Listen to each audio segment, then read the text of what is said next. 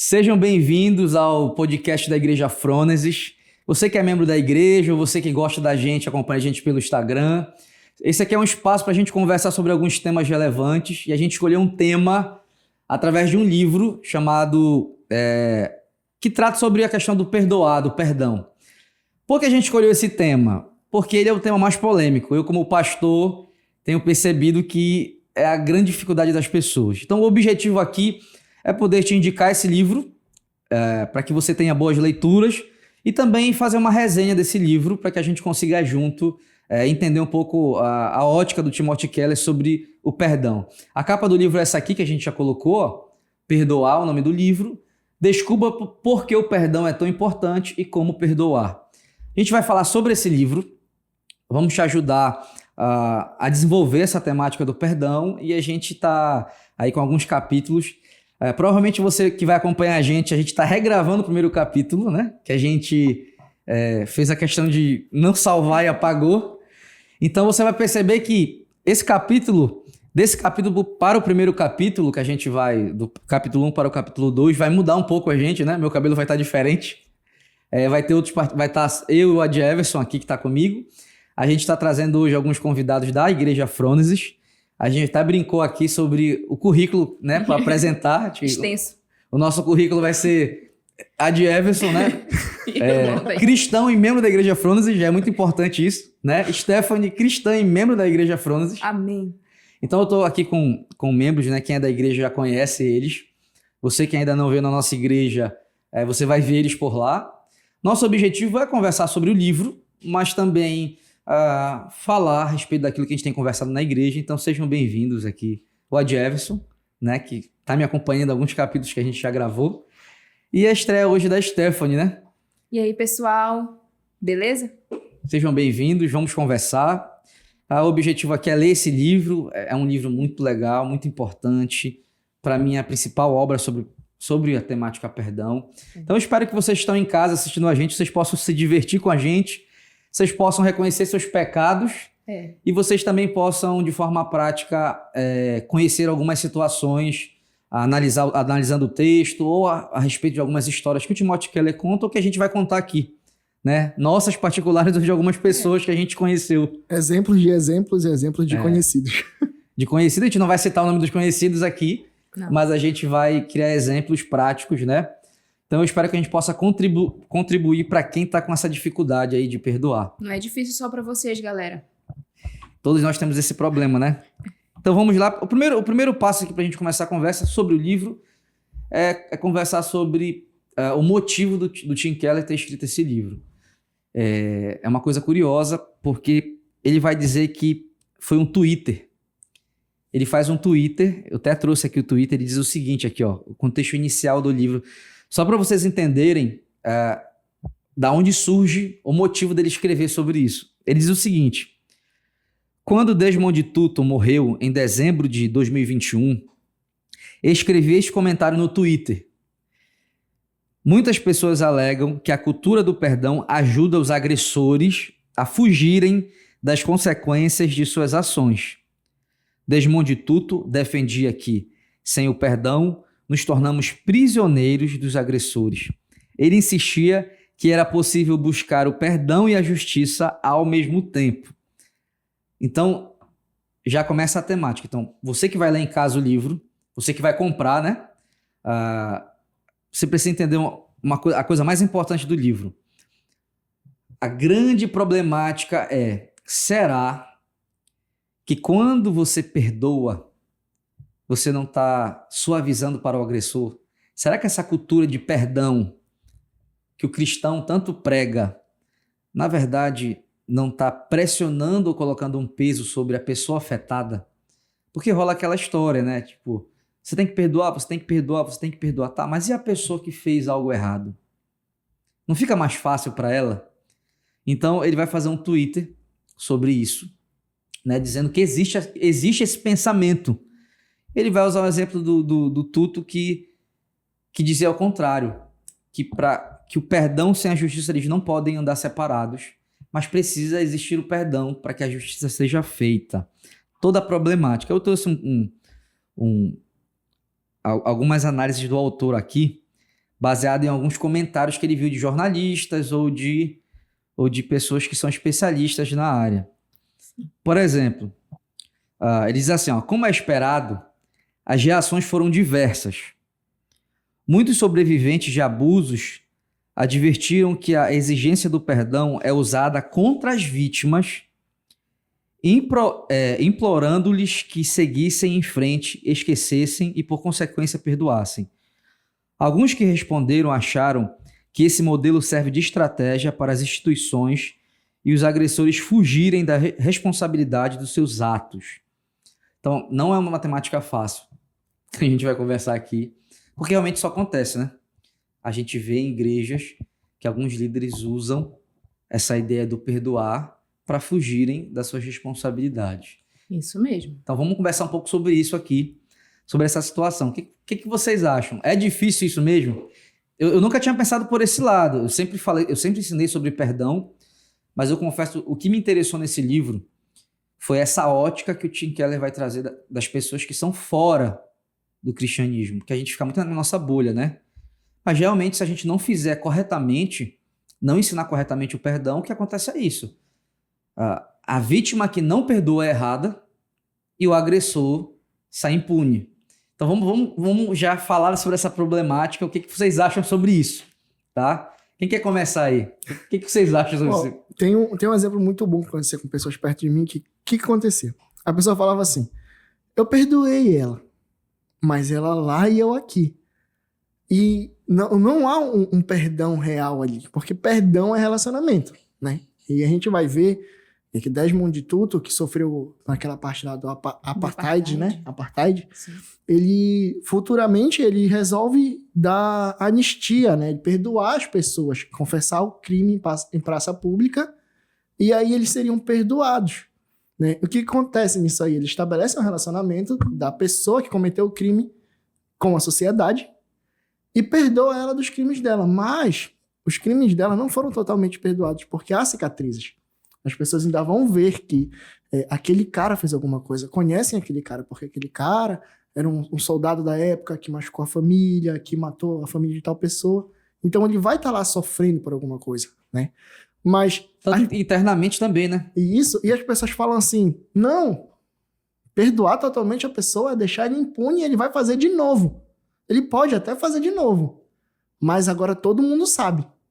Essa é a cicatriz que vai ser deixada. E o relacionamento dele com a sociedade vai imputar nele a obrigação dele melhorar, né? É o peso que a gente sente de ser perdoado, de sentir que aquilo foi algo bom pra gente. Cara, os caras iam ser mortos, iam passar a vida toda na prisão. Eles foram perdoados e podem ter uma vida. Talvez podem não ter uma família. Mas assim, agora eles têm um relacionamento com a sociedade de novo. É porque a ideia dele é muito assim no início do livro. A gente precisa parar de pensar que perdão ele é uma coisa contrária à justiça. Porque quando ele vai dar um exemplo no início do livro, a questão do perdão tem muito mais a ver com aquilo que acontece internamente dentro de você do que propriamente aquilo que você vai ver fora.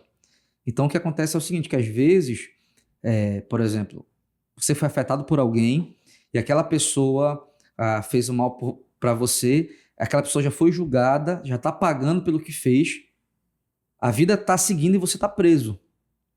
Então a grande questão é que a gente precisa entender que o perdão não é vingança.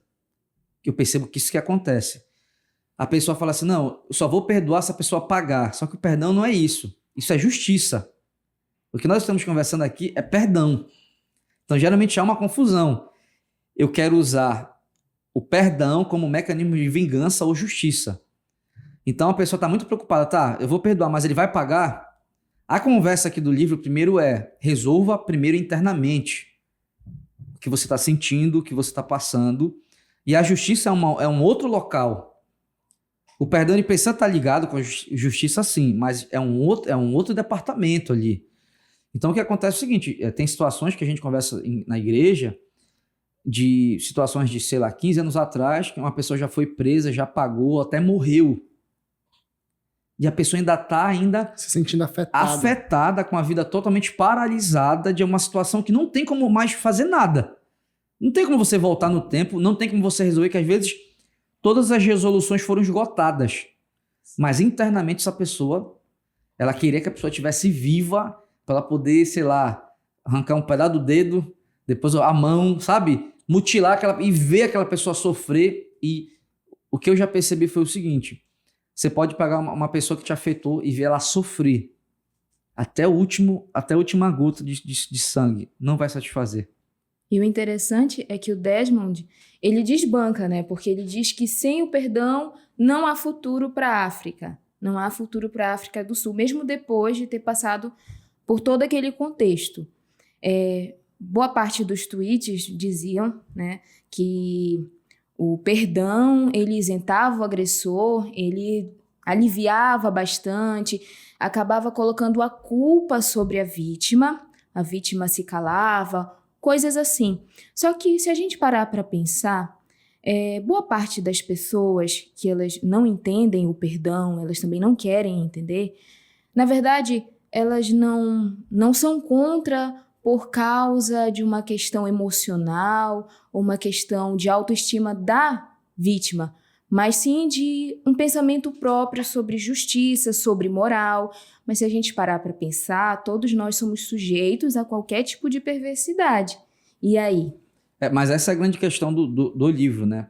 Porque ele vai dizer o seguinte: quando você pensa no perdão, se a gente for raciocinar de forma lógica, beleza, a vingança resolve alguma coisa?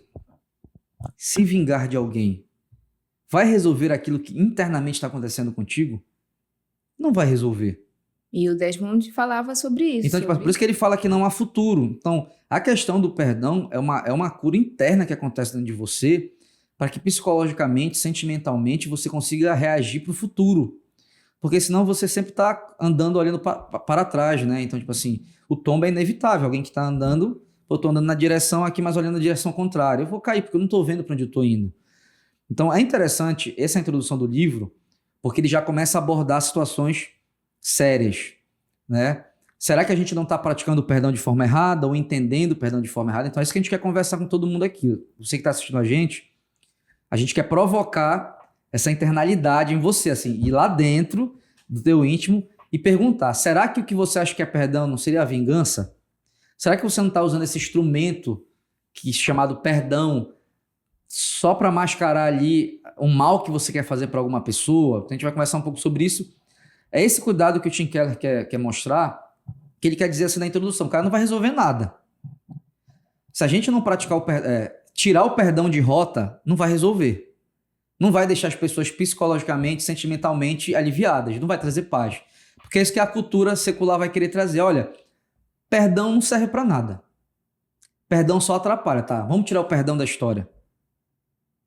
A ira, o olho por olho e dente por dente, vai resolver alguma coisa? Não vai resolver, não vai resolver. Porque eu conheço situações de pessoas que passaram por traumas assim, relacionados a alguém, a pessoa não está mais nem viva.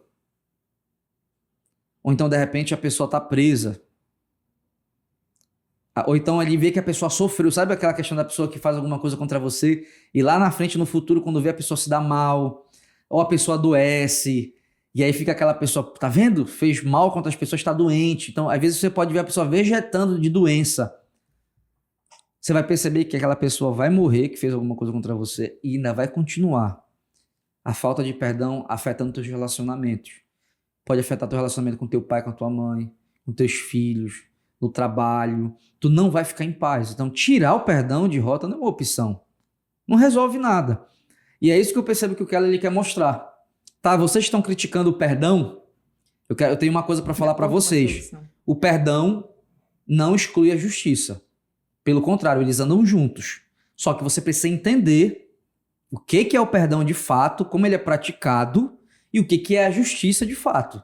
Você precisa entender o que é isso, para que você não confunda isso com essa sede de justiça mundana, que é a questão de eu querer ver a pessoa sofrer.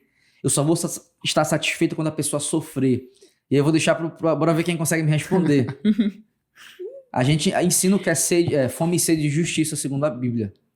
No nosso curso de membresia na Frondas. Tu consegue lembrar o que é? Claro, pô.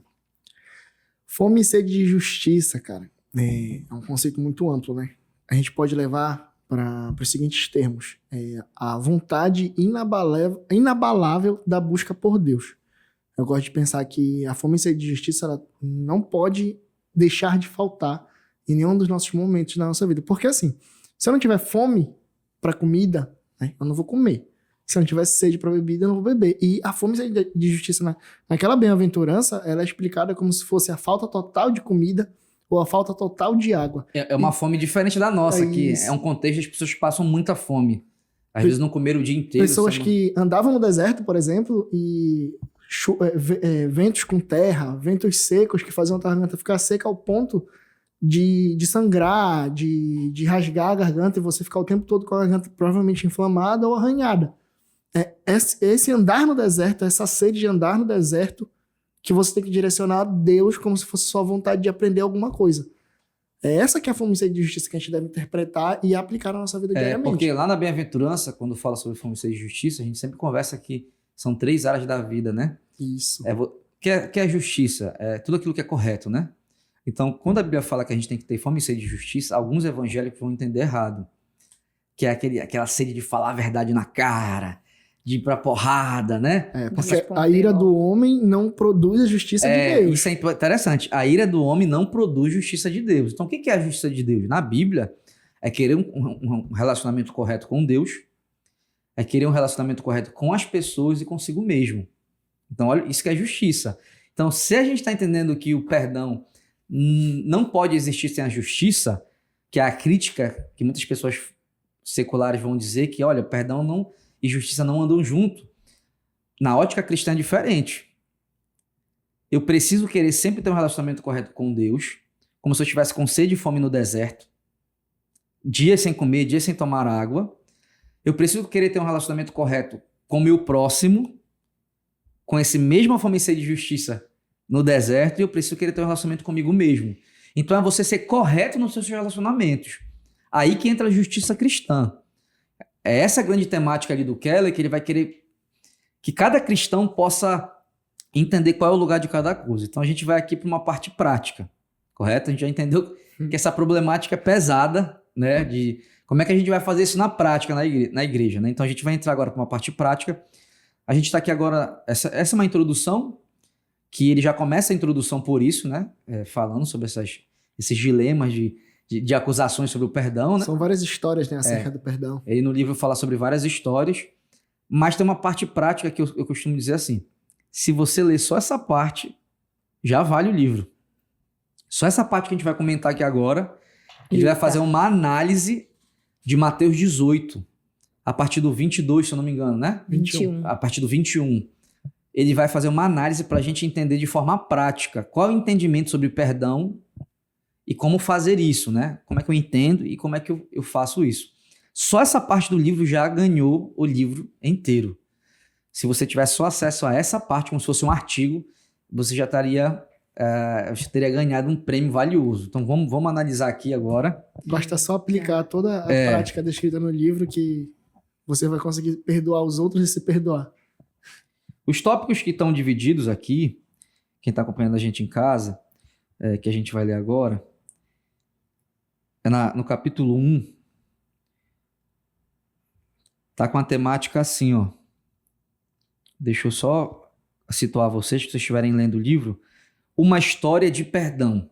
Essa parte do livro. Após a introdução, lá tem um tópico chamado no capítulo 1, uma história de perdão. O que ele vai fazer? Ele vai pegar essa mesma história bíblica e vai transformá-la numa história nos dias de hoje. Né? Que você vai para quem tiver dificuldade de entender o texto bíblico da época, ele vai criar uma história, uma narrativa com os mesmos elementos da história bíblica, só que nos dias de hoje.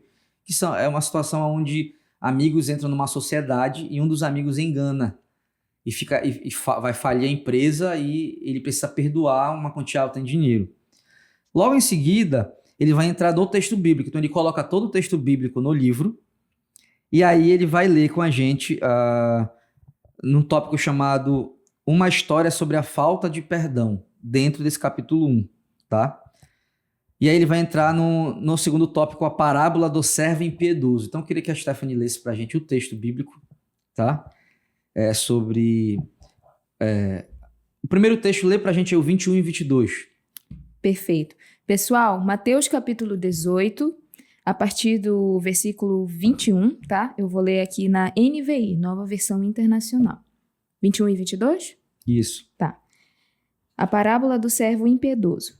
Então, Pedro aproximou-se de Jesus e perguntou: Senhor, quantas vezes deverei perdoar o meu irmão quando ele pecar contra mim? Até 7 vezes? Jesus respondeu: Eu digo a você que não até 7, mas até 70 vezes 7. Aqui eu quero falar uma coisa prática com vocês que eu achei interessante. O Keller falou o seguinte: se tu tá contando, tu já não perdoou. Faz sentido. Se você tá contando quantas vezes alguém errou, você não tá perdoando. Se você quer saber porque- quantas vezes já chega, o coração já tá errado, né? Jesus, eu tenho que perdoar quantas vezes esse irmão? Acabou. Porque tem que reviver, né? Todos esses acontecimentos. Tipo assim, não, acabou porque a pessoa não tá querendo perdoar. Se você tá remoendo aquilo, tu não tá deixando isso de lado, tu não tá deixando isso pra passar. Agora pra eu melhorar. percebo muito assim, no nosso curso de membresia, que a gente fala, tem lá Ética do Reino 2, que a gente vai falar um pouquinho sobre os 10 mandamentos ali, e a gente tá conversando sobre essas situações de perdão lá. Cara, é uma das aulas que mais as pessoas levantam a mão. Que tem mais pergunta, mais de exemplos. Porque elas querem saber no detalhe, mas e se for nessa situação? Eu tenho que ir até lá, eu tenho que fazer tal coisa? Elas querem, de alguma forma, às vezes no inconsciente, encontrar uma forma de eu falar assim: tu não precisa ir lá. Fica na tua casa, esquece. Pra amansar o ego, né? É. Pra amansar o ego. Fica Porque aí, fica aí. Esse assunto dá muito problema, porque eu recebo algumas perguntas como pastor assim: tá, mas se for essa situação, eu tenho que ir pedir perdão, mas eu não fiz nada, mas foi a pessoa. Eu preciso conviver? Fica um monte de perguntas para vocês terem noção o quanto é difícil essa situação. Para mim, de experiência pastoral, é o assunto que as pessoas têm mais dificuldade. E se? Mas por quê? Eu já ensinei vários assuntos, mas nenhum assunto gera tanta pergunta. Mas e se? E como? Como o perdão. Definitivamente. Então, é até pequenininha essa parte aqui que ele cita esse texto, mas o que eu achei interessante é que ele fala: se tu tá contando, acabou. Tu não perdoa. Então, Pedro, é o que ele quis dizer para Pedro. Pedro, tu tá me perguntando quantas vezes é. Ele pega e exagera, né? 70 vezes 7, ele joga lá em cima, porque é impossível alguém errar contigo essa quantidade de vezes, né? No dia, tá? Que a gente não olha o No texto. dia. É o dia, não é o mês. No dia, galera. Um dia alguém errar tudo isso com você. Então é importante que a gente já comece aqui, quando a gente for analisar aqui agora, tem que perdoar e acabou. Para com essas condições, e se, e como nós precisamos perdoar. E ele vai começar a analisar o texto aqui agora. Continua lendo pra gente o texto, pra gente entrar na análise do texto aí. Vamos lá.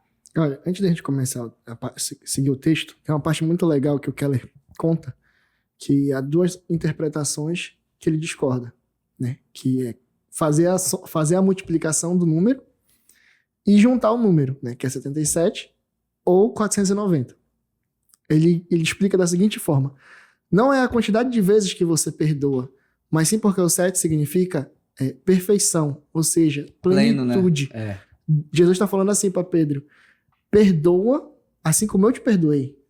Cara, E tu falou uma coisa interessante. É que a pessoa fala, tem gente que vai calcular, eu calculava, cara. né? Tem gente que vai ler esse texto, peraí, deixa eu calcular aqui que eu Quantas vezes vou eu posso contar. perdoar a pessoa? Que eu vou contar, né? Ainda acontece isso ainda.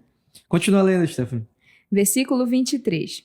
Por isso, o reino dos céus é como um rei que desejava acertar contas com os seus servos. Quando começou o acerto, foi trazido à sua presença um que lhe devia 10.000 talentos. Prestem atenção nisso. Como não tinha condições de pagar, o Senhor ordenou que ele, a sua mulher, os seus filhos e tudo que ele possuía fossem vendidos para pagar a dívida. O servo prostrou-se diante dele e implorou: tem paciência comigo e tudo te pagarei. O senhor daquele servo teve compaixão dele, cancelou a dívida e o deixou ir. Mas, Quando aquele servo saiu, encontrou um dos seus conservos que lhe devia 100 denários. Ele o agarrou e começou a sufocá-lo, dizendo: pague o que me deve. Então o seu conservo caiu de joelhos e implorou-lhe: tenha paciência comigo, eu pagarei a você. Ele, porém, não quis.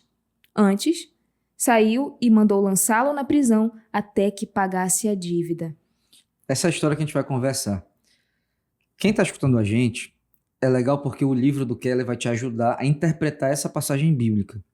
E eu achei bem legal como ele faz isso. Ele divide por tópicos, né? Sim. O primeiro que ele fala é sobre a ofensa. Tem uma coisa curiosa da ofensa, né? Que ele vai dizer assim, eu vou ler para você, ó. Um rei tinha um servo que lhe devia 10.000 talentos. Vamos conversar sobre esses 10.000 talentos aí, vocês lembram essa parte? Que para começar a entender o texto, o Keller vai dizer o que é esses 10.000 talentos, né? Quanto vale a quantia disso? Sim. Né? Ele fala aqui, ó.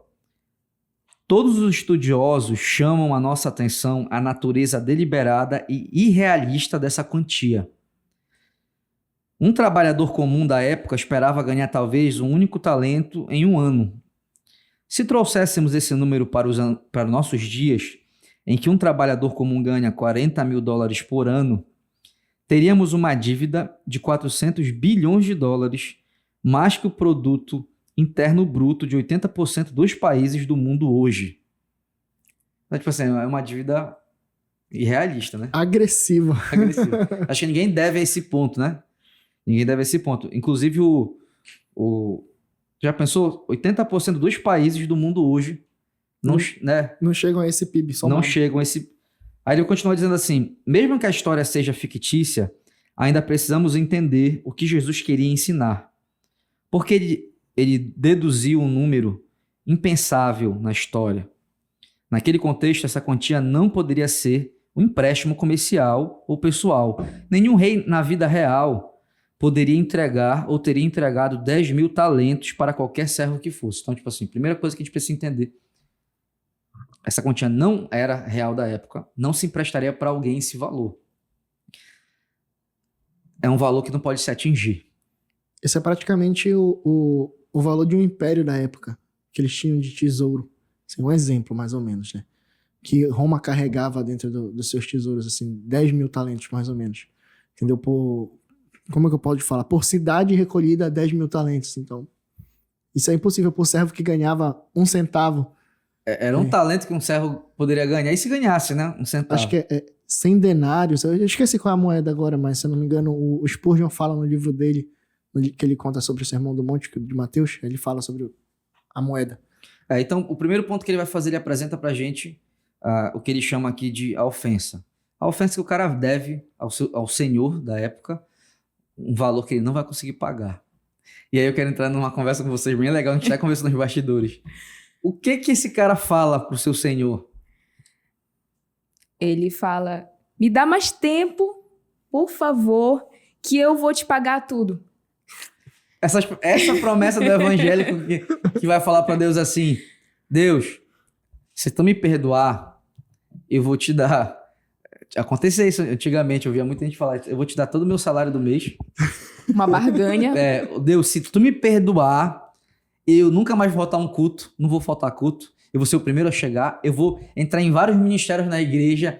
Essas promessas que a gente faz para tentar ser perdoado por algo que a gente, como pecador, provavelmente vai fazer de novo. E olha que esse exemplo que eu tô dando nem chega perto disso daqui. O cara nunca vai se sentir perdoado, ele sempre vai estar errando. Na verdade, eu acho que tu só acumula, né? Só acumula dor, falta de perdão em ti mesmo. Difícil, cara. Não tem como tu prometer nada pra Deus. Tu é falho. A gente tinha uma cultura antigamente de promessas pra Deus.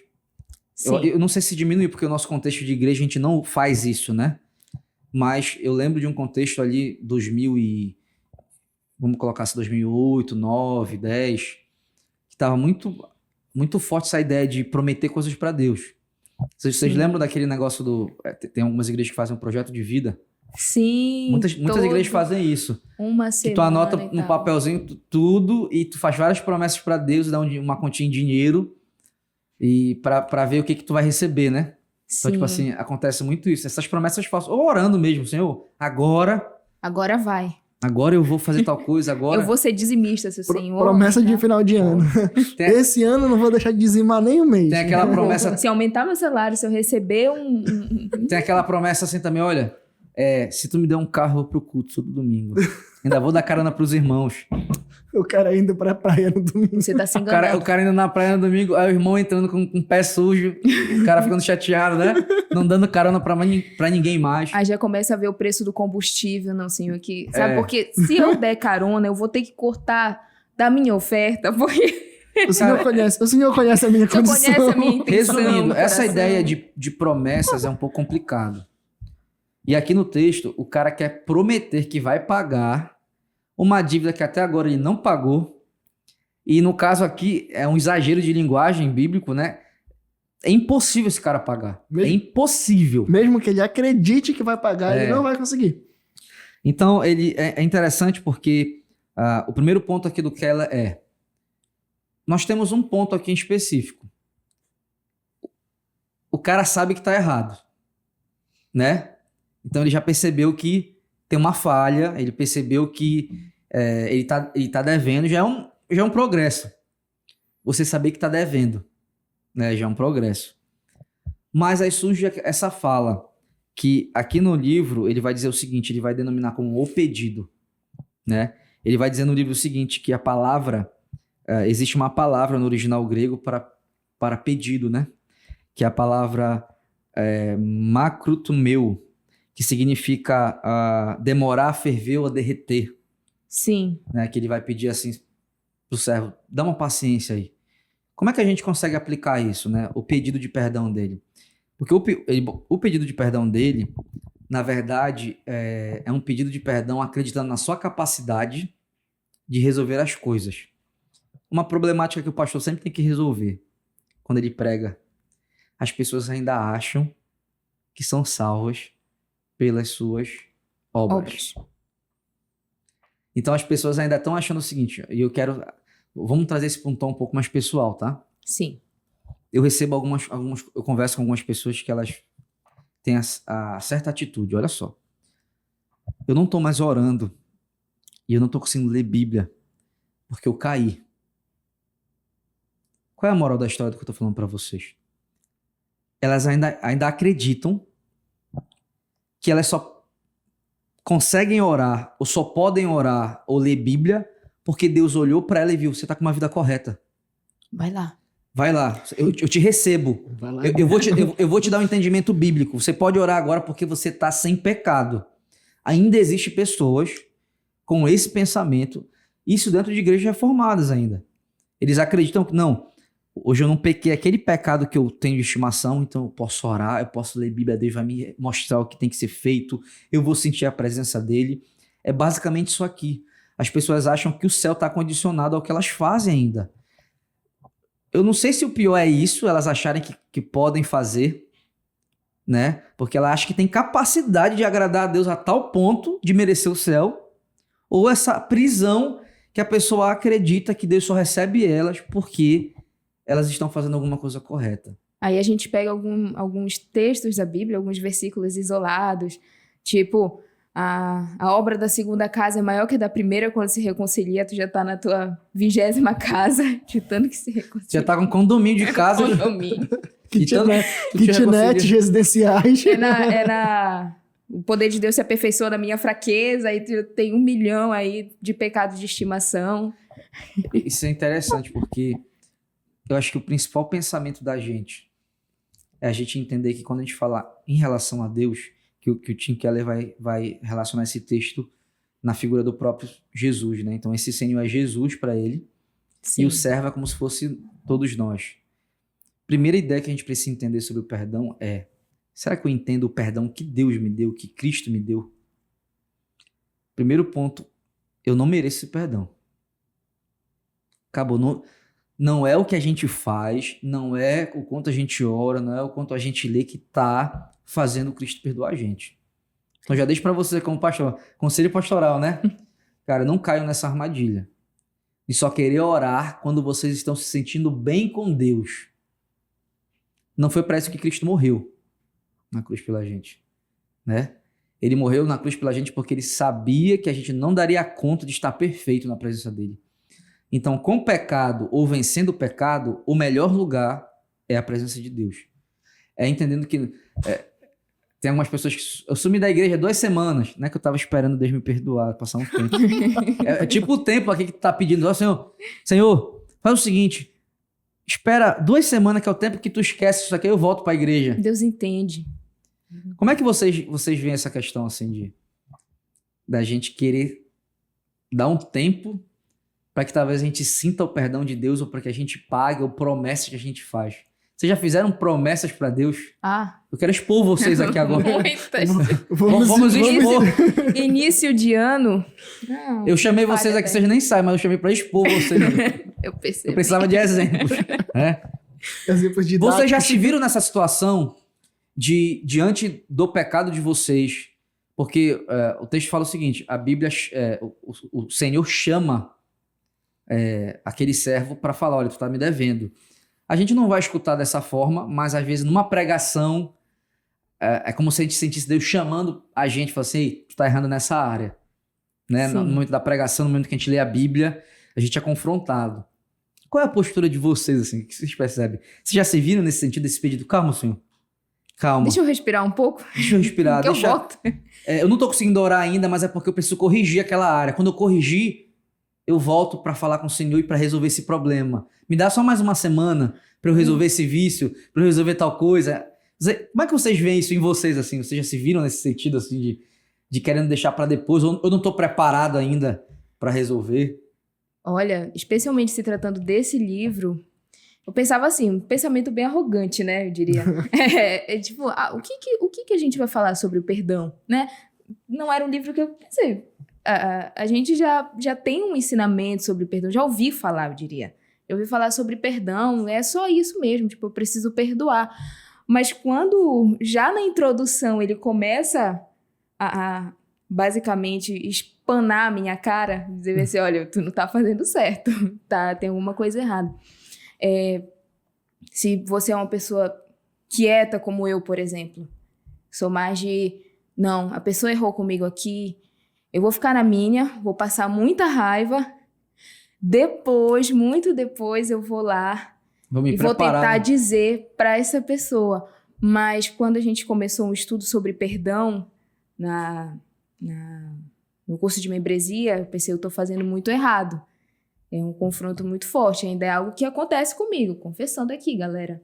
É o que acontece comigo, a pessoa erra comigo, aí eu fico, não, vou ficar tranquila aqui, mas no interior, eu ainda tô com aquilo. Se a pessoa vir de novo, eu já não vou esperar nada de bom dessa pessoa. Sabe como acontece isso na prática? Tipo assim, a pessoa te machucou e aí você não quer ir lá, você não quer resolver, você sabe o que tá acontecendo. Não quer resolver. No meio do caminho, desse tempo todo que tá demorando, você fala, não, vou esperar um tempo. Pra ver se eu me acalmo. O Senhor aparece. Através de uma pregação, através de um texto bíblico que fala assim, você tá me devendo. Você não tá sendo pacificadora, porque a paz, né, como e a gente aí, aprende... E aí, quem que vai falar? Não, calma, Senhor, calma, que eu...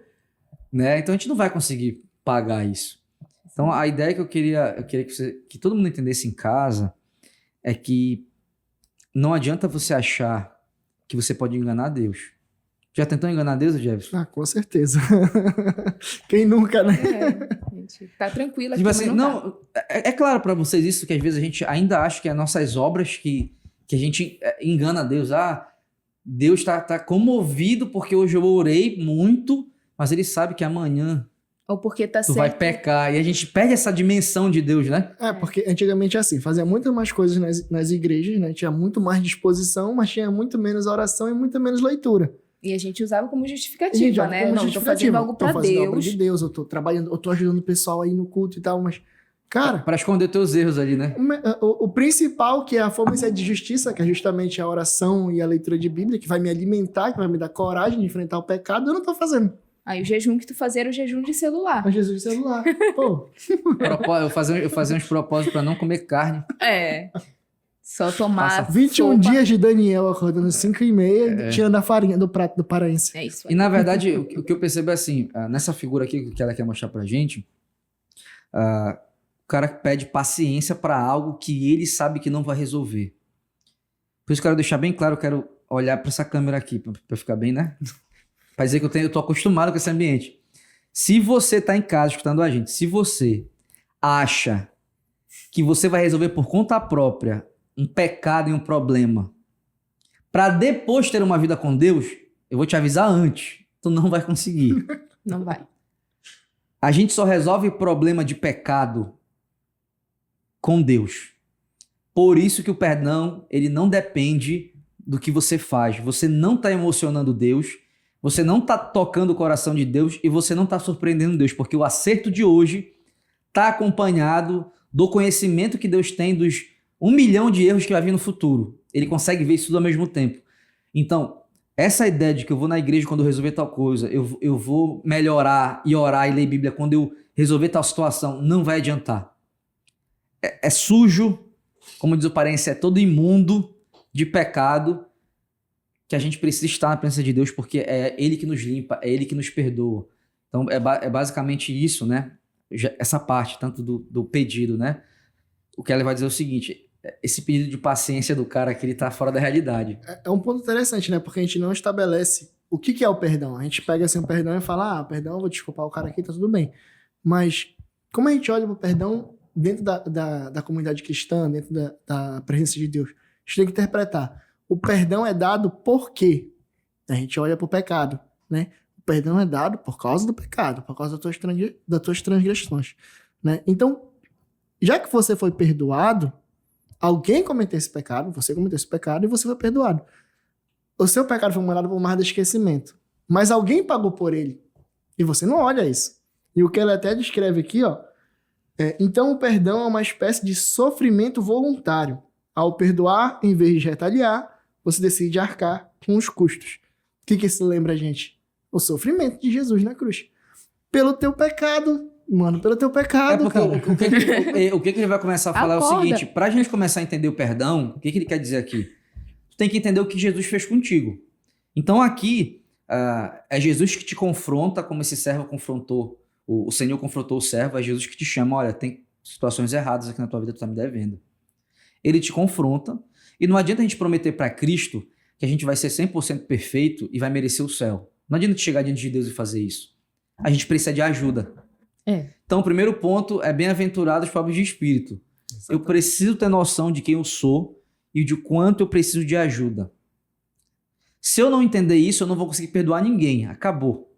Então, ele começa dizendo, ele vai falar sobre essa ideia do cara pedir paciência, mas o cara precisa entender, cara, tu não vai conseguir pagar essa dívida.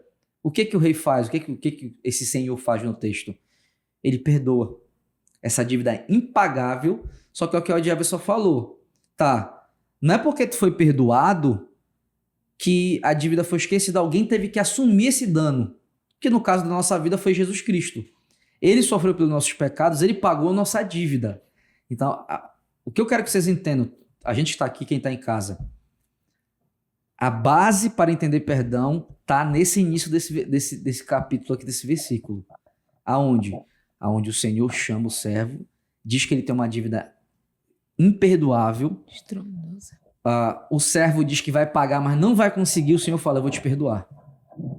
Para com essa história de que tu vai me pagar, que você não vai conseguir, eu vou te perdoar. Então, daí o Keller vai começar a traçar o que é o perdão.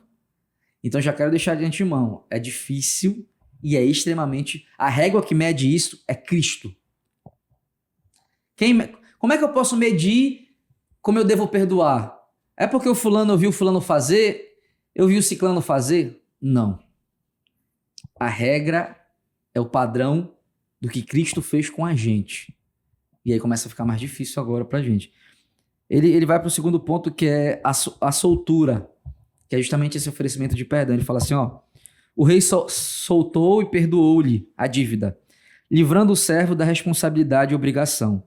O pedido do servo por paciência, que é a palavra grega literalmente demorar a ferver ou derreter, nos lembra do custo do perdão. As versões mais antigas do Novo Testamento traduziam essa palavra por longanimidade. Paciência é a capacidade de suportar o sofrimento em vez de ceder a ele.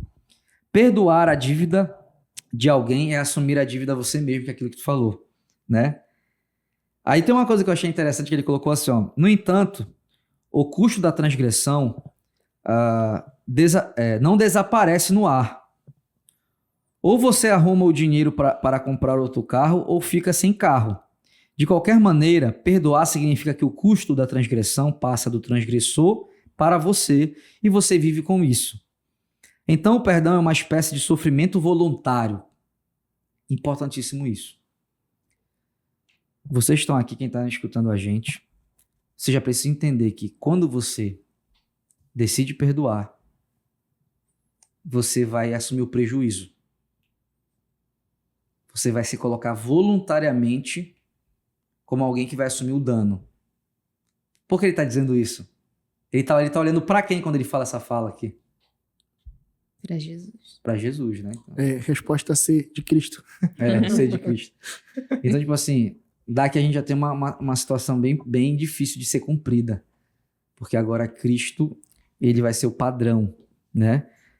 E aí que é justamente o que o próprio Keller vai dizer. É por isso que o perdão é mal visto. Porque as pessoas acham que perdoar tem que ser condicionado a alguma coisa assim. Tá, eu vou perdoar. Mas ele sofreu quanto? Eu vou perdoar. Mas ele foi punido quanto? Eu vou perdoar. Mas ele tá feliz, a pessoa? Então você quer ver a pessoa sendo responsabilizada para que você perdoe. Esse é o nosso grande problema, né? Como é que vocês enxergam essa questão assim? Para vocês é real isso? A gente tem esse grande problema assim de... Cara, eu vou falar por mim. Eu nunca tive a ideia de vingança para com os outros, né? Eu sempre fui um cara muito paciente até demais. Por exemplo, digamos que a Stephanie fizesse alguma coisa para mim. Estaria tudo certo. Eu desculparia ela, continuaria convivendo com ela, talvez um pouco menos íntimo do que era antes. Mas eu continuaria conversando com ela, perdoaria numa boa, porém eu ia ficar com aquilo na cabeça. Poxa, eu sei que se eu fizer desse jeito, talvez a Stephanie repita o que ela fez comigo antigamente. Só que com o tempo, né, com o passar dos anos, eu passei a esquecer o que as pessoas faziam comigo. Porque assim, acontece de todas as formas, né? As pessoas, elas cometem erros com você e elas vão continuar convivendo com você, seja por meio direto ou meio indireto. E conforme o tempo foi passando, eu comecei a estudar, e aí eu abri esse livro, quando a gente começou a falar sobre ele, e pum, caraca, mano, não é só perdoar a pessoa e deixar do jeito que tá. É perdoar a pessoa e fazer ela entender o que ela errou. Ela tem que reconhecer o erro dela, entendeu? Mas isso não significa que ela vai ter que sofrer por isso. Talvez numa primeira conversa, olha, eu sinto que você me feriu de tal forma, mas eu não sinto mais nada com isso. Talvez a gente possa estabelecer uma conversa melhor, uma amizade melhor, entendeu? E assim melhorar. Claro que tem exemplos na minha vida em que a pessoa continua errando, mas eu não tenho mais problema com isso. O preço eu vou sofrer com esse erro dele, porque ele vai continuar errando comigo. Mas não tem problema. Mas tu sabe de onde vem isso? Como é que eu defini isso aqui? Sabe como é que a gente consegue descobrir se a gente está praticando perdão ou não? A pergunta é essa, preste bem atenção. Quando eu vou resolver esse conflito, quem eu quero satisfazer? A mim ou a Jesus? Aí que está a diferença. Alguém fez algo contra mim, eu quero resolver aquele problema. Quem eu vou satisfazer? Não é a pessoa, não sou eu, é a Cristo. Então, primeiro, você precisa olhar para Cristo. É o grande problema do evangélico. O evangélico ainda faz tudo pensando nele próprio. Sim. Ele tem dificuldade de fazer as coisas olhando para Cristo. O que Cristo acha, o que ele quer, como ele quer que eu faça. A gente tem essa dificuldade. Na maioria das vezes é só um título que a gente tem. Eu confesso que antes de começar as aulas sobre as bem-aventuranças, eu pensava que eu era a pessoa mais pacificadora do mundo. Porque, assim, o que eu pensava? A pessoa errou contra mim, ok, tranquilo, não vou falar nada, vou ficar aqui na minha. Só que a paz, que se trata das bem-aventuranças, é de resolver esse conflito. Vamos resolver, vamos tratar disso, colocar o assunto para resolver. Depois eu percebi que isso me confrontou de uma forma, eu reconheci para mim mesma que, assim como o livro do Tim, ele fala sobre a questão de pessoas que têm orgulho da sua capacidade de perdoar. E não só isso, como alguns filósofos da época defendiam que a melhor forma de se vingar era justamente você dizer que perdoou, mas essa forma de perdão resultava em tu tratar a pessoa com indiferença, desprezo. com desprezo, com apatia. Eu pensei, meu tu sabia Deus. que esse daí é o perdão gospel? O perdão gospel é esse daí, dos filósofos, diz que tá tudo bem, só ignora a pessoa. Só ignora, você não é obrigada a conviver. Mas, de fato, eu só vou saber se eu perdoei uma pessoa se eu conseguir conviver com ela. Mesmo Exatamente. que, por alguma escolha, ela não acrescentar nada pra mim. Não acrescenta, então tudo bem. É o que a gente fala no curso de membresia, Mas se ela ainda né? me incomoda... A gente fala no curso de membresia de forma algo prática errado. isso, né? Como é que eu sei que eu perdoei alguém? Não é que você vai ser melhor amigo daquela pessoa, porque às vezes as pessoas entram e saem da sua vida, você está em outro momento, mas quando você vê aquela pessoa, quando você diz um oi, quando você, né, Sim. tá diferente, porque uma hora a gente vai encontrar uns aos outros. O que tu sente? Ainda há aquele incômodo, porque chega um ponto que às vezes a pessoa tá tão machucada com outra que ela não consegue olhar para Isso. as outras, ela não consegue ficar perto. E a gente não consegue ser imparcial também, porque, por exemplo, no ramo corporativo, tu tens aquela pessoa que trabalha contigo, que te prejudicou de alguma forma, seja profissional ou pessoalmente, ou das duas formas, mas tu não consegue separar, porque se falar da pessoa perto de ti, ou, digamos, vou me usar como exemplo, se falar da pessoa perto de mim, Vou te dar uma eu já vou mostrada. dizer, não quero falar dessa pessoa, não quero relacionamento com ela. Tá, mas você reconhece que ele é um bom profissional? Ah, tanto faz. Não gosto da pessoa, não quer. Nem como profissional, nem pessoalmente. Então, a gente não consegue ainda separar. É por isso que fica também muito difícil Aí pra ontem tu gente. tava elogiando a pessoa, né? Aí por isso que é, digamos, impossível eu querer ser a juíza de uma causa moral. Dizer bem assim, eu vou julgar a sentença de uma pessoa que errou comigo, que errou com o meu amigo, que matou ou que fez alguma coisa. A grande questão é, eu defini muito assim lendo o livro, né? Quem eu quero satisfazer define se eu tô perdoando ou não. Se eu quero me satisfazer, não é perdão, é vingança. Sim. Se eu quero satisfazer a Cristo, é perdão. Então fica de forma prática esse conselho. Quando você vai resolver seus conflitos, quem você quer satisfazer? Né? Tem que ficar de forma prática. Ele continua dizendo, dando prosseguimento aqui, a gente está chegando ao final, ele vai dar ênfase depois na questão da soltura, né? No livro ele vai usar, deixa eu ler aqui para vocês.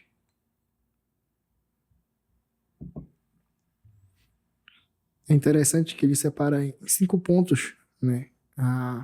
Os versículos da parábola, para que a gente entenda de forma eficaz. Essa parte prática, ele vai falar assim, tá, usando essa parábola, né? Porque a parábola é assim, o servo chama, diz a sentença, olha, você tá me devendo, o servo fala pro Senhor, me perdoa, que eu vou te pagar, mas ele não vai pagar, então o Senhor vai lá, eu vou te perdoar, né? E logo em seguida ele sai de lá perdoado. Essa é a primeira parte. Sim. Aí o Tim Keller vai falar de uma forma genial como é que a gente vai fazer isso de forma prática na nossa vida. Como é que eu pego esse texto e eu de forma prática coloco na minha vida. E para mim é uma das partes mais legais do livro, que ele vai dizer o seguinte: no papel do rei, Deus fez 4 coisas. E aí vai servir de exemplo para a gente fazer as 4 coisas. Primeiro, ele chamou o homem. Segundo, ele teve pena dele. Terceiro, ele perdoou a dívida. E quarto, ele o soltou. E aí ele vai aplicar agora a realidade da gente. Ele vai dizer o seguinte: em primeiro lugar, o rei mandou que lhe trouxesse o servo. Então, o montante de dívida foi mencionado.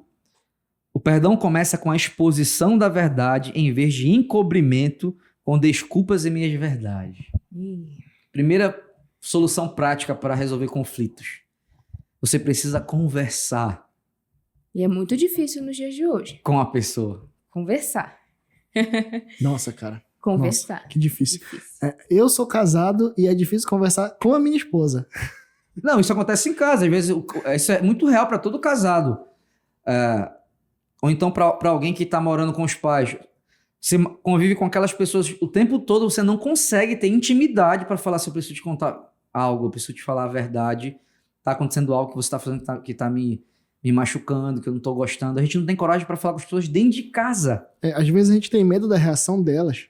Quanto mais igreja, quanto mais dos nossos relacionamentos. Isso tem adoecido muitas igrejas. Porque a gente não consegue falar a verdade. A gente não consegue. Tem gente que foge, né? Ao falar a verdade, não, eu prefiro ficar comigo. Aí tu vira um túmulo, fica guardando. E aí aquilo fica te sufocando, te matando por dentro. E tu não vai falar nada. Simplesmente tu vai não querer olhar pra pessoa, tu vai ficar mal com a pessoa e tu não falar nada. E do outro lado tem outro tipo de pessoa, que eu falo é mesmo. Né? Que é aquele que fala a verdade na cara. Mas não é essa a verdade. Não. Não é você... Jogar um balde de água fria na pessoa. Ou um balde de água quente, né, melhor? Não é você pegar e... Porque você tem que ter cuidado para que a tua fala de verdade, entre aspas, não seja o jogar da tua vingança como uma arma.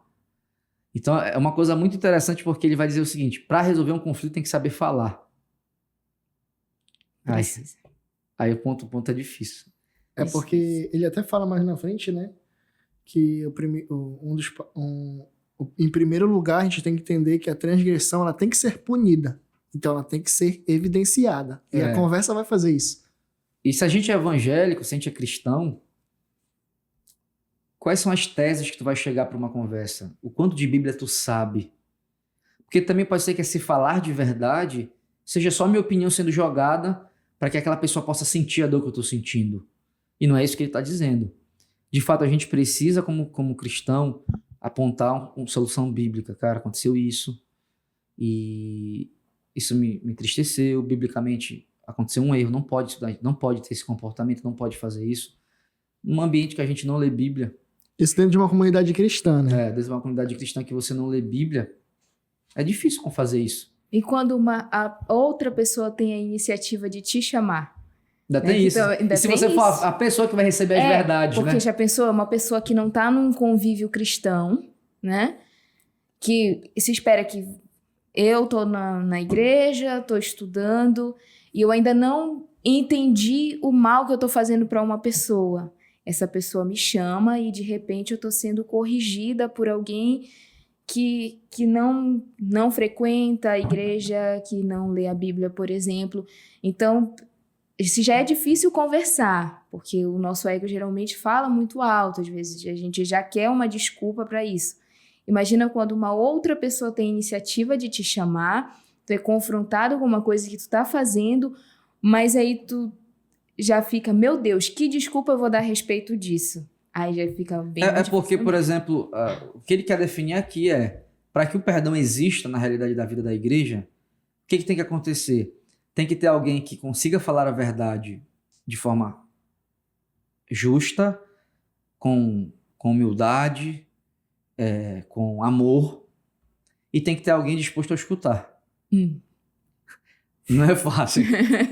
Não é fácil, porque às vezes ou tem de um lado alguém que sabe falar direitinho, mas tem uma pessoa que não sabe escutar, ou vice-versa. Então, a gente que é cristão, você precisa estar pronto para falar a verdade em amor, tanto para receber a verdade em amor. Isso tem que ser fazer parte de uma comunidade cristã, não pode existir o famoso algo baú, contrário. né? O famoso baú. Tu não vai chegar e despejar toda a merda que tu acha. A tua da raiva pessoa. não é raiva, é em amor. É em amor. Você quer ser pacificador, você quer resolver esse esses conflito. problemas. Isso. Quer trazer esse relacionamento à plenitude, que é o shalom de Deus. Né? Trazer o relacionamento A gente fala no plenitude. curso de membresia sobre essa página, o pessoal pensa que ter paz é parte de cemitério. Não tem nenhum problema, né? Água de coco, a comida que eu quero, no paraíso, numa praia, né? Isso não é paz. Quando, na verdade, a paz é ter seus conflitos resolvidos. O shalom do Antigo Testamento, né? A palavra shalom, ela vem raiz de uma... Ela é uma palavra que, no mundo antigo, eles usavam, por exemplo, para muro rachado. Quando o muro estava rachado e você consertava a rachadura do muro, então, ao resolver esse conflito, você tinha paz e segurança, porque você sabia que aquele muro não ia derrubar, não ia cair. Então, a paz para o cristão é ele resolver conflito. Aí, se eu sou um cristão que foge, que sou covarde, mas eu nunca resolvo nada. E se eu sou um cristão também que eu não resolvo conflito, eu só pioro ele, porque eu sou extremamente ignorante. Então, não vai funcionar. Então, o que o Keller quer dizer é o seguinte, olha, baseado nessa parábola, a gente precisa entender algo simples. O perdão só nasce se tiver alguém para dizer a verdade em amor, da forma correta, que quer resolver esse conflito, porque o Senhor, quando chama o servo, ele já queria resolver o conflito. A cobrança que ele fez é expor a verdade, mas ele já quer resolver o conflito. Então, quando eu chamo alguém para falar a verdade, eu já tenho que ter dentro de mim a vontade de resolver o conflito. A gente tá chegando no final aqui já até passou no nosso horário. Coloca aquela imagem, só pra gente já falar, exemplificando a imagem. Olha só. O Tim Keller ele vai usar um exemplo assim, ó. Para que você possa perdoar alguém, tem que começar pela área vertical. Tem uma seta aqui, ó, mostrando que primeiro você precisa entender o perdão de Deus. Então, o que é o perdão de Deus? Na figura da parábola Deus ele chama o homem através de Cristo e mostra qual é o nosso pecado. Então eu tenho que estar disposto a ouvir isso e reconhecer que eu sou pecador para começar. Então quando Deus chama o pecador, Deus está disposto a resolver o conflito. Ele não quer piorar o conflito, né? E aí ele me chama, eu preciso reconhecer que eu sou pecador. Então tem que ter alguém disposto a falar e alguém disposto a ouvir. Na figura entre Cristo e a gente, ou Deus e a gente, Deus e Jesus é quem fala e a gente é quem escuta. E tem gente que não gosta de escutar. Não. Quando a gente prega na igreja, você é depravado totalmente. Não, que isso, pô, eu não sou tarado. Quando eu ouvi isso, eu fiquei nervosa. Tu conta até uma história, né, James, quando a gente tava ensinando Romanos, né? Que que eu ficava o tempo todo falando quanto a gente era pecador, né? Tu Não pegou é esse possível que início. eu seja tão ruim assim. Quando eu comecei a frequentar a Frônesis, eu lembro até o dia, o capítulo e o versículo do livro. Foi no domingo, era o capítulo 1 de Romanos, versículo 18. Bicho, eu chorei pra caramba quando cheguei em casa. Mano, não, velho. Porque, tipo assim, no teu caso, pra quem conhece a Jefferson da igreja, sabe que a Jefferson é um cara calmo. É um cara que, tipo assim, você olhar, assim, pessoalmente, poxa, é um cara que não tem tantos erros aparentes como outros. Porque, geralmente, quem tem a personalidade um pouco mais branda, mais calma, a gente acha que essa calma é paciência, mas não é paciência. Às vezes é um jeito de ser. Então, quando tu vai conversar com uma pessoa dessa, que às vezes é mais reservada, não se expõe tanto, é difícil tu perceber um pecado dessa pessoa. Então, quando ela consegue perceber que não, apesar de eu ser assim reservado, não me envolvo em contendas, não falo alto, não grito, não sou tão descontrolado, e a pessoa chorar, você percebe o quanto o ser humano ele é pecador internamente dos pensamentos e dos sentimentos, né? Que a gente reconhece os pecados menores, entre aspas, são os pecados que as pessoas não veem, né?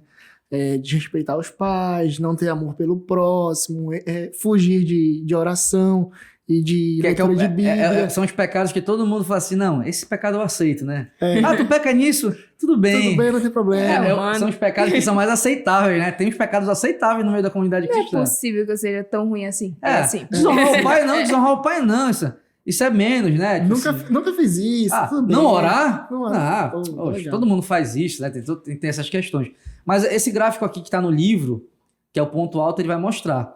Para o perdão acontecer, tem que ter alguém tem que falar o que está acontecendo, alguém tem que apontar os pecados, tem que apontar o erro e uma pessoa tem que estar disposta a ouvir. Sim. Essa pessoa que está disposta a ouvir, ele vai botar aqui o interior. Ela precisa entender o que ela está escutando. Ela precisa chegar à compreensão que realmente eu errei, realmente eu estou falhando, para que, né, na nossa relação com Deus tem que acontecer isso. Eu preciso reconhecer que eu sou pecador. Bem-aventurados os pobres de espírito. Para que eu possa, então, externalizar isso, perdoar alguém. E aí estabelecer relacionamento, assim como Jesus fez com a gente. É o que Jesus fez, né? Desceu, né? Ele viu o nosso pecado, ele resolveu o problema do nosso pecado com a gente entendeu, é grato a ele por isso, e por isso a gente perdoa as pessoas. Então a moral da história do capítulo 1, que o Keller quer dizer é o seguinte, se você não entendeu o que Cristo fez por você, você não conseguirá perdoar ninguém. Então se você está escutando a gente aqui agora, pastor, eu não consigo perdoar, já sei o que aconteceu com você. Você não entendeu o evangelho. Falta oração e leitura. Olha o que vai... Simplesmente o perdão desautoriza todo o teu distintivo de evangélico, de cristão. O perdão é o crachá que faz a gente receber essa distinção entre ser alguém que é crente ou não, né? Ser alguém que é cristão ou não, é o perdão. Ser maduro ou não. Porque o perdão está relacionado com a coisa mais suprema que nós temos, o que Cristo fez com a gente. A gente vai ver mais pra frente no livro que o perdão que a gente conhece, o perdão universal, ele é estabelecido por Cristo. E isso é um negócio muito interessante. Ele estabeleceu o perdão universal, que hoje é usado, e a gente não usa esse perdão estabelecido, a gente deixa ele em vão por aí, entendeu? Então, é um quesito muito doido, porque é o peso que ser cristão traz, né? Cristo estabeleceu o perdão universal. Então, se você não usa, você não está sendo cristão. Então, tipo assim, a gente está fazendo essa resenha do livro, né? Alguns pontos importantes que a gente achou. Para você que vai comprar o livro, você perceber que é esse tipo de assunto que você vai ter no livro. O Tim Keller vai te mostrar, através do exemplo de Cristo, que o perdão, ele precisa ter como padrão de régua, né? Para se medir, o próprio Cristo. O plano de salvação. Então, ao mesmo tempo que você vai aprender sobre perdão, você vai aprender sobre o evangelho nesse livro. Então, eu gostei muito do livro por isso. Esse gráfico que a gente está colocando aqui na tela, essa imagem, está no livro. A gente tirou de lá. Para que você entenda, né? A gente até colocou aqui porque ele vai chamar sobre as dimensões do perdão. Ele vai falar que é vertical e horizontal. A gente colocou a imagem aqui que tem gente que não sabe que é vertical e horizontal, né? Fica nessa dúvida. Vertical em pé e horizontal deitado. Então fica nessa dúvida. Mas o que ele quer dizer no livro, né? Ao você ler o primeiro capítulo, eu te aconselho que você leia. Ele vai te mostrar como analisar um texto bíblico a respeito de perdão, que para ele o Mateus 18 é o melhor texto sobre perdão, é o texto mais claro que se existe sobre perdão. Ele vai te ensinar a analisar isso culturalmente. Depois ele vai te levar à parte prática. Como é que eu vou fazer isso no meu relacionamento? Então ele vai dizer o seguinte: primeiro, você tem que chamar a pessoa para falar a verdade.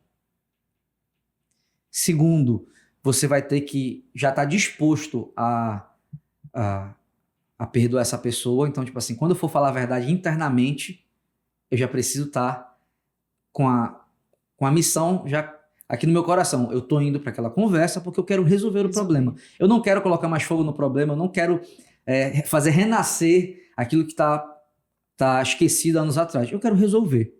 Então eu vou falar a verdade em amor, em graça, eu vou resolver esse problema. Já dentro de mim já está resolvido. Então eu chego para falar com a pessoa para perdoá-lo. Então eu já vou com a missão dentro de mim já bem resolvida. E ele vai dizer o seguinte: pode ser que a pessoa não queira, né? Se a pessoa não quiser te escutar, se a pessoa não quiser resolver, tranquilo. Dê o tempo para essa pessoa, mas você, como um cristão, já foi a imagem e semelhança realmente do teu Criador. Você já foi imitador de Cristo. Então esse livro está carregado de valores importantes. Que a gente tá... É óbvio que a gente não consegue aqui ler o livro na íntegra, né? Mas a gente quer deixar essa dica que você vai encontrar esses assuntos no livro. Né? Uma análise de texto, você vai encontrar a forma prática de fazer isso. Então eu espero que a gente que está aqui conversando, né? Vocês que estão comigo conversando sobre isso, a gente possa, através desse livro também, permitir com que o evangelho fique mais claro na nossa mente, né? Queria a consideração final de vocês aí, baseado nesse tema aqui. Isso que a gente leu, tem algum trecho aí que vocês acharam que realmente foi interessante para vocês, que vocês esqueceram de falar, que ressalta isso que eu falei? Tem alguma, Jefferson? Tem um aqui que ele traz 4 colocações para o perdão. Que ele fala assim: perdoar é, em primeiro lugar, considerar a transgressão verdadeiramente errada e digna de punição, em vez de meramente desculpá-la. Segundo, perdoar é se identificar com o transgressor. Saber que você pode cometer aquilo também, né? Lembrando que você é pecador. Em vez de achar que ele é muito diferente de você. Como Paulo fala, né? Como Paulo fala. Foi o que ela falou, foi o que tu falou, Stephanie, que tem gente que se orgulha, né? Isso. Eu vou perdoar porque eu sou superior. É como Paulo fala, né? Não, amanhã pode ser tu. Eu sou o pior dos pecadores. Amanhã pode ser você na situação contrária, né? E perdoar é desejar-lhe o bem. Em terceiro, perdoar é deixar de cobrar o transgressor e assumir você mesmo a dívida. Em vez de correr atrás de vingança, né? Eu perdoo o cara e eu não Deixa preciso isso pra lá, cara. Acabou. Tudo certo. Eu não quero restituição disso, né? Eu não quero que ele me pague isso. Não, acabou. Vida que segue, né? E em quarto e último lugar, perdoar é buscar reconciliação ao invés de cortar relacionamento para sempre. Que é aquela ideia que a gente falou. Tem pessoas que estão no teu vínculo, que você vai precisar conviver. As pessoas que estão distantes do teu vínculo, pelo menos quando você vê essa pessoa, você tem que estar em paz. Oi, tudo bem? Falar e estar em paz. Exatamente. Tem que ter É óbvio que o livro vai trazer com mais detalhes, mas aqui é só para despertar, aguçar a tua curiosidade. Teve algum trecho que tu gostou, que tu leu? Eu gostei muito de 2 trechos, especialmente da parte introdutória. E primeiramente ele cita o filho pródigo. Eu acho muito interessante que muitas vezes nós estamos no lugar daquele irmão mais velho, que a gente não consegue entender porque o pai Ele acha um perdoa. absurdo, né? Por que perdoou? Ele acha um absurdo tanto o retorno como a forma que o pai recebe, né? A gente está muito perdido às vezes na casa do nosso próprio pai, né? Fazer o quê? E a gente precisa repensar, né? Porque muitas vezes eu posso ficar feliz com o meu irmão que se perde, ou com aquele irmão que errou comigo e tá na pior, né? Eu perdoei, mas ele tá bem? Como tu falou. Tu fica, ele tá feliz? É o sabor de mel, né? É o sabor de mel. Eu vou estar no palco e você vai estar na plateia, vivendo, né? Perdoei, mas eu espero que ele não esteja bem. Eu espero que não só sofrimento, né? Mas às vezes a pessoa tem essa ideia, não. Tô dando certo, fulano vai ver que eu tô conseguindo vencer. Isso, eu quero mostrar que eu não tô me importando, mas na verdade você tá se importando muito, né?